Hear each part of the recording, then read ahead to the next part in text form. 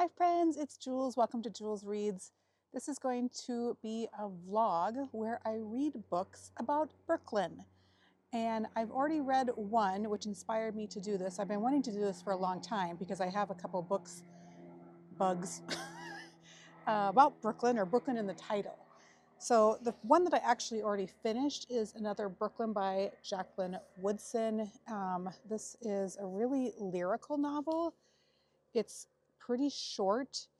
A lot of the pages are like that, where it's not filled to the margins with words. So it's a very quick read. It was very haunting. It is about a young girl growing up Black and the struggles that come with that in the 1970s Brooklyn. So it's about her struggles, and it's about memory, and it's about friendship. I really, really liked it. I do want to read another book by Jacqueline Woodson soon, and I gave this one 4 stars. So this inspired me to read on. I would call this a coming of age book, which now I have started my next Brooklyn book, and that is A Tree Grows in Brooklyn by Betty Smith. I am doing this one on audio. I'm about probably a little over halfway through. This is a coming of age story. This takes place though in the early 20th century, and it's about a young girl named Francie. And I did take some notes. Let me look at them because I always forget what I want to say. And it's as she navigates poverty, her family struggles, and her deep longing for education. And then it's told through her eyes, and the book captures resilience. And then I would just noted that this is a deeply human story, and this is my favorite type of story, coming of age and truly human in what people really go through. I love this type of book. I am loving it. So I thought I would take you along with me, and we can continue on reading this one. I have another Brooklyn book that I will start, and that is Brooklyn by Colm Tóibín. And this is the movie cover, which I don't love. I mean, I don't love the cover. I have not seen the movie. So maybe also in this vlog, I will include watching the movie and see how it compares. This says, one of the most unforgettable characters in contemporary literature, Ellis Lacey has come of age in small-town Ireland. Another coming of age. I have a theme. In small-town Ireland in the hard years following World War II. When an Irish priest from Brooklyn offers to sponsor Ellis in America, she decides she must go, leaving her fragile mother and her charismatic sister behind. That's all I want to read. There's another paragraph there, but I don't like to read too much of a book before I start it. So I'm excited to read this one. I also have a poem. It's in a big collection of Walt Whitman poems, and it is called Something About the Brooklyn Bridge. I'll show that in this video as well. So let's get into it and get to reading books about Brooklyn.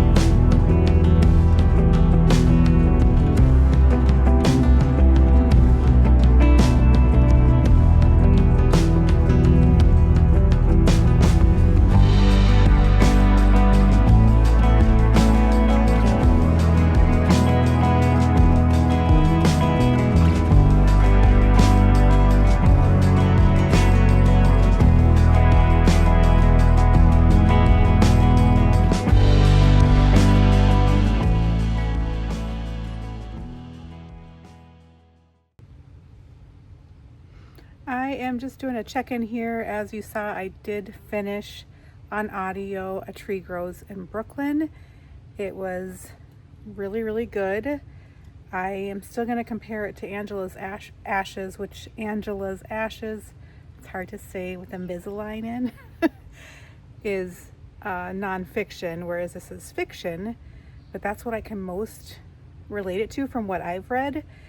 And it is definitely beautifully written. And it's hard to read at times. There are some tragic things, some sad things. There's a little bit of humor, not nearly as much humor as Angela's Ashes had. And this one, I'm finding I'm getting them confused between A Tree Grows in Brooklyn and Brooklyn. They're both coming of age stories. One, Brooklyn's about Ellis. I have little notes here because I am getting them so confused. And then, no, A Tree Grows in Brooklyn is Francie. And then Brooklyn is about Ellis. Two girls coming of age. Brooklyn takes place in the 1950s. A Tree Grows in Brooklyn is the early 1900s. And in Brooklyn, she immigrates from Ireland. But I'm getting them really confused. And I did A Tree Grows in Brooklyn on audio, which I'm glad I did because it is a chunker of a book. And I don't really like to read that long of books. I kind of get bored and want to move on to the next thing. So I'm glad I did that on audio. I'm glad I read it. I gave it 4.5 stars. I think on Goodreads I put a 5 because I would rather round up than down to give an author some credit. And let's see. A Tree Grows in Brooklyn. I wrote It's the Power. The thing I thought I enjoyed the most was the power of small joys. And that's the thing is, so in this vlog, I just wanted to highlight some things that are just small things. A bird bathing in a bird bath, some flowers that are blooming. It's just those small little joys that we have to hold on to. And I really like that part of the book. And it's also a lot about resilience, which I think we've all had a lot of resilience over the last few years with COVID and everything. So I just feel that part really spoke to me as well. I really enjoyed it. I know a lot of people have already read it, and I'm late to the train on this because it came out in the early 1900s. So, and now I'm about halfway through, actually further than halfway through. I have about 100 pages left in Brooklyn, and it is, one thing I found funny, I'm losing my train of thought. One thing I found funny or interesting was that when she got to Brooklyn, immigrated, she was shocked that people kept their heat on overnight. And she'd write letters back home and they just were like shocked that they didn't have to turn their heat off to save money overnight, and that they were warm and they put their feet on the floor and it was warm. It wasn't freezing cold in the middle of the night, and that everyone in America was doing that. So I think sometimes here in America, we do take for granted, even since the 1950s, some of those little small things that may not be everywhere for people. So that part I really caught my eye and my attention. And it is a lot about her being homesick as well, and because she's immigrated alone, and the journey on, I'm curious to watch the movie. I am going to find the movie somehow and watch that and compare it, and I will let you know what I think. But the journey on the boat coming to America, holy crap. Not good. And I am really liking it. I probably, maybe a 4, I'm thinking, but I have 100 pages left, and I will check in with you after I finish it.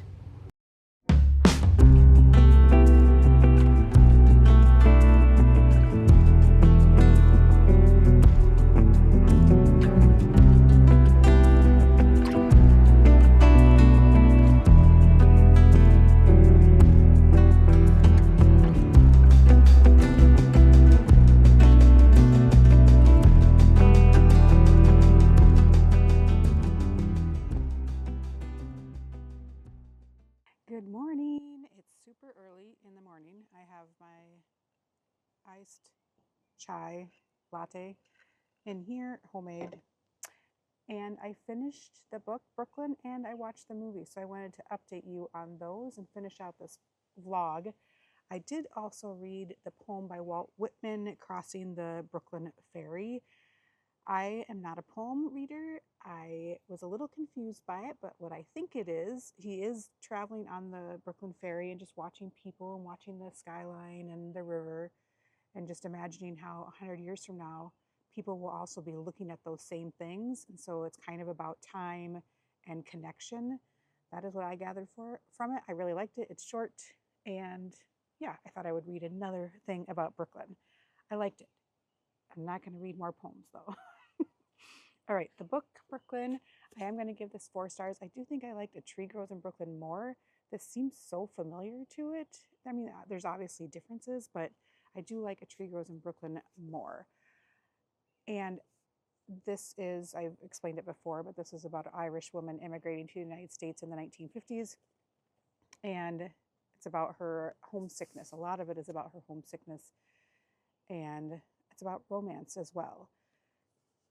Now, comparing this to the movie, I feel like the movie, as most movies do compared to books, it adds drama and the romance seems more intense. She seems more assertive in the movie, especially once she gets to America. Her personality really changes. I really like that. I don't know if this mic is going to even work the way I have it. How's that? Okay. Otherwise, you can hear the birds probably this morning, not much else. I did just hear a plane. And I look like crap because it's early. I'm not trying. But anyway, so let me go back to my notes.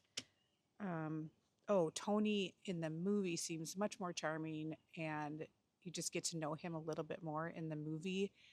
And I love his little brother. I loved him in the book, but also in the movie, that little actor is so flippin' funny. I really did like the movie. I think I liked the movie more, which is rare. There's only a few movies that I like more than books, one of which is The Help. Anyway, and what else do I have written down? Oh, at the end, this is kind of vague. The book is vague. In the movie, it's not vague at all. You definitely know the direction that her decision that she makes in the end. But I liked both. I like the movie a little bit more, but if you've read this, I highly recommend the movie. And it follows very closely to the book. It does really jump into things more quickly. Whereas in the book, about halfway through is when you meet Tony. In the movie, it's then 30 minutes you meet Tony. Obviously, it's a movie, so it's shorter. But yeah, I really liked it. Even some of the lines are exactly like the book. But I think that's all I have to say. Yeah. All right, so let's move on. I am going to end this vlog here. Just a little quick sneak peek of what I am reading currently. I'm reading Atmosphere by Taylor Jenkins Reid. I really loved Seven Husbands of Evelyn Hugo. She's been hit or miss for me. I did like Daisy Jones and the Six on audio. This I'm enjoying. I am about 70 pages in or so. This is our book club pick in real life for August. All right, I will catch you guys next time, and bye.